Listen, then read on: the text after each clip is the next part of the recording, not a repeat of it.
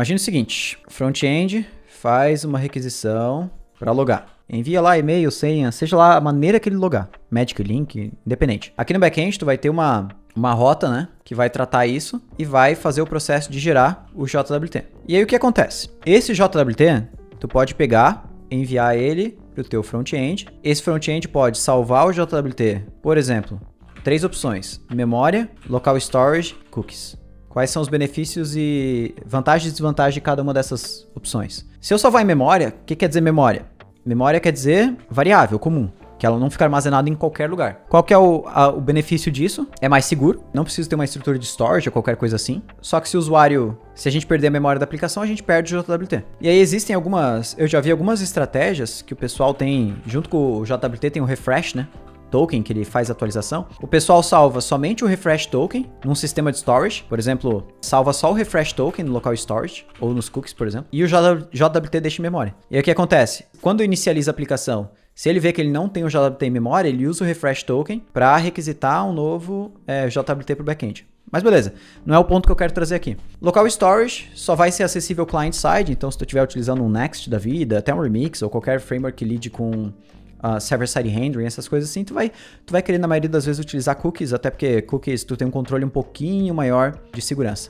Ainda dentro dos cookies, né, a gente tem... Os cookies, eles podem ser assinados e a gente pode ter cookies que são HTTP only, tá? E o que acontece? Um cookie assinado, ele é um cookie que ele não vai ficar salvo no teu navegador, simplesmente, se o cookie eu tinha colocado ali que era tipo, Diego, o valor dele, ele não vai ficar como Diego, ele vai ficar Diego, ponto, e aqui vem uma coisa maluca no final, que a gente chama de assinatura. Essa assinatura, ela é basicamente algo que foi originado a partir da string original, e essa assinatura, o que ela faz? Ela bloqueia o usuário de fazer qualquer modificação nessa string aqui, porque se ele fizer qualquer modificação nessa string, então eu vou falar que eu não sou mais o Diego, que agora eu sou o Marcelo.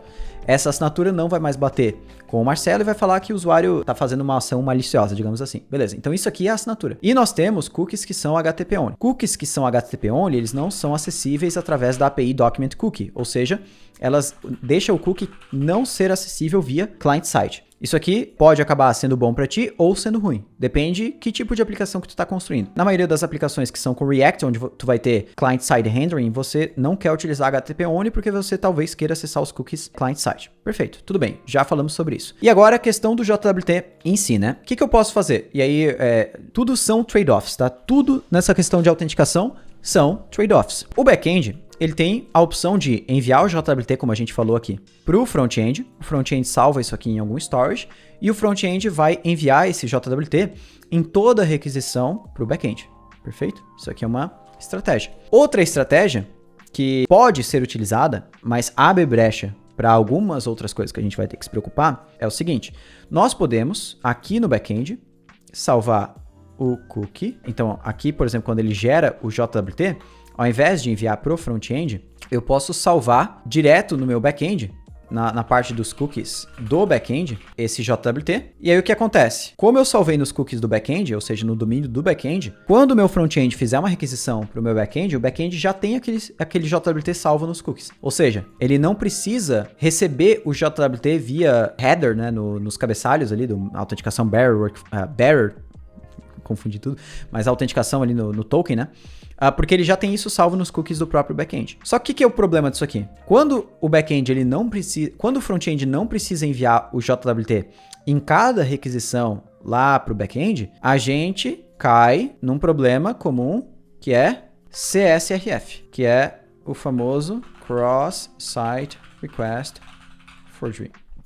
Acho que é assim que se escreve. Quando o JWT não precisa ser enviado, digamos, manualmente pelo front-end em cada requisição para o back-end, a gente volta num dos problemas mais comuns da autenticação lá quando a gente trabalhava com sessão, né? Sessão stateful, lá no que a gente salvava a sessão no banco de dados, ou um arquivo em memória, ou arquivo, né, em disco, essas coisas assim. Que é o seguinte, né? Se eu não preciso enviar o JWT em cada uma das requisições, isso pode ser um problema, porque o usuário pode literalmente, se eu roubar um token não, mas se eu roubar, digamos, fazer um impersonate, né, roubar porra, esqueci a palavra, cara. Mas se eu posso agir como um outro usuário e fazer milhões de requisições pro back-end, porque eu não tenho uma forma de garantir que aquela requisição está vindo de um cliente confiável, digamos assim.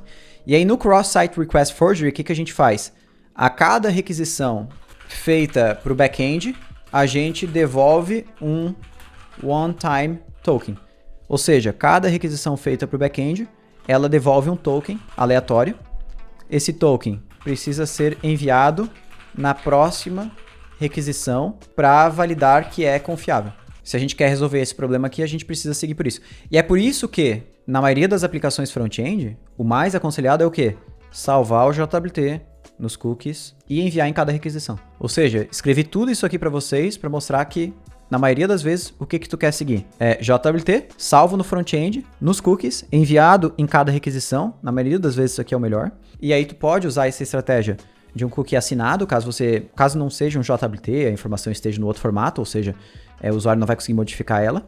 E HTTP only, caso você esteja consumindo esse cookie somente, por exemplo, na parte do server-side rendering do Next, não esteja consumindo no client, pode ser uma estratégia também. Então é basicamente esses pontos que tu tem que levar em conta quando tu for fazer a autenticação num projeto.